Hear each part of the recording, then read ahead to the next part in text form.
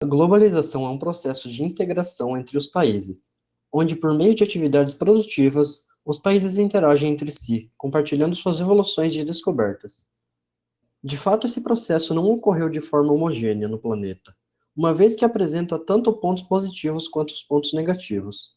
Mesmo que a globalização seja mais benéfica do que prejudicial, ainda existem movimentos anti-globalização que expressam sua insatisfação com a acentuação das desigualdades mundiais. Como alguns pontos não tão benéficos da globalização, podemos citar a elevada pressão sobre os recursos naturais, que muitas vezes ficam escassos em certos locais por causa de seu uso abundante. O mundo sem fronteiras da globalização é também uma porta aberta para a disseminação de doenças. Estudo de uma universidade norte-americana mostra que 44 milhões de pessoas em todo o planeta foram afetadas por surtos de doenças em 3 décadas. O Brasil já registrou mais de 800 casos de febre chikungunya, transmitida por um conhecido nosso, o mosquito da dengue. O vírus da febre chikungunya foi identificado pela primeira vez na Tanzânia. A doença chegou às Américas e, segundo a Organização Pan-Americana de Saúde, hoje são quase 800 mil casos. Outro problema que preocupa o mundo é a superbactéria KPC. O primeiro surto foi em 2013, em Nova York. No Brasil, o primeiro caso foi registrado em 2005. Este ano, pelo menos 7 pessoas morreram em decorrência da bactéria. As nações também estão em pânico com os casos de ebola. O vírus foi descoberto em 1976 e de lá para cá foram 3 surtos. Agora, uma epidemia da doença se alastra pela África Ocidental, com 5 mil mortes até o momento. A facilidade de deslocamento pelo planeta aumentam as chances de disseminação de enfermidades. Por isso mesmo, quando surgem epidemias, é prática nos aeroportos de todo o mundo alertar os passageiros sobre o que fazer no caso de surgirem sintomas. Entre 1980 e 2013, 12 mil surtos de enfermidades atingiram 44 milhões de pessoas. O aumento da população e a chegada do homem em áreas até então não povoadas fazem com que micro-organismos antes isolados provoquem doenças. Uma região em que nós tenhamos um contingente populacional maior, mais facilmente outras pessoas são comprometidas. A boa notícia é que a letalidade dos surtos vem caindo porque os centros de pesquisa conseguem detectar as doenças mais cedo e isso aumentam as chances de cura.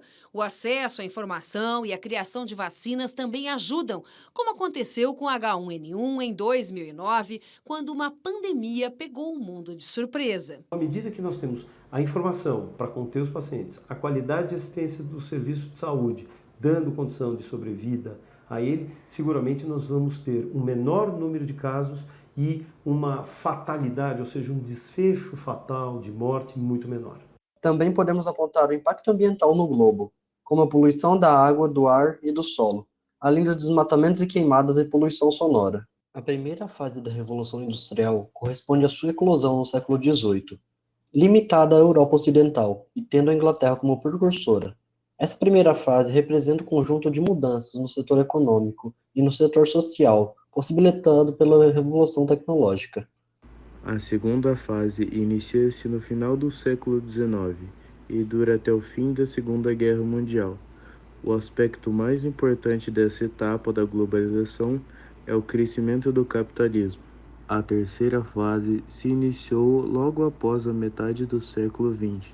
Essa fase ocorreu com o advento da Terceira Revolução Industrial.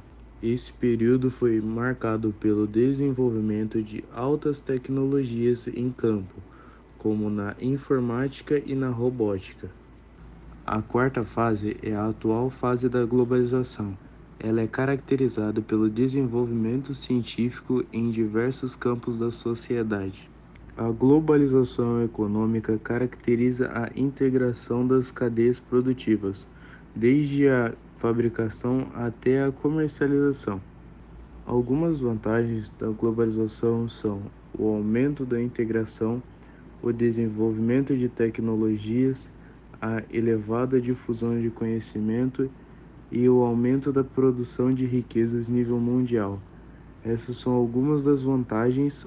Apesar dos pontos positivos, a globalização apresenta também uma série de aspectos negativos, o que levou autores como Milton Santos a falar em uma faceta perversa da globalização.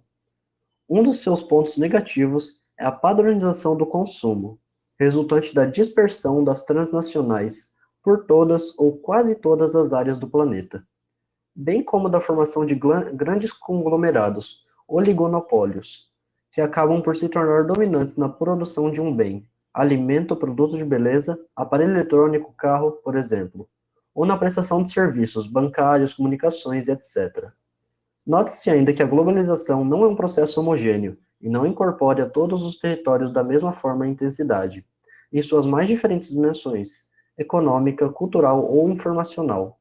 Nesse sentido, há um reforço das desigualdades socioeconômicas e o aprofundamento de problemas como a concentração de renda, a pobreza e o desemprego, por exemplo.